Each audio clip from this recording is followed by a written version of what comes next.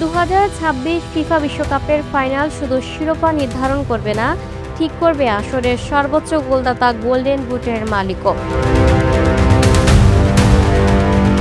বর্তমানে 10 গোল নিয়ে সবার উপরে রয়েছেন ফ্রান্সের কিলিয়ান এমবাপ্পে, আর 8 গোল নিয়ে দ্বিতীয় স্থানে আছেন আর্জেন্টিনার অধিনায়ক লিওনেল মেসি। তাই গোল্ডেন বুট জিততে হলে ফাইনালের স্পেনের বিপক্ষে বিশেষ কিছু করতেই হবে মেসিকে।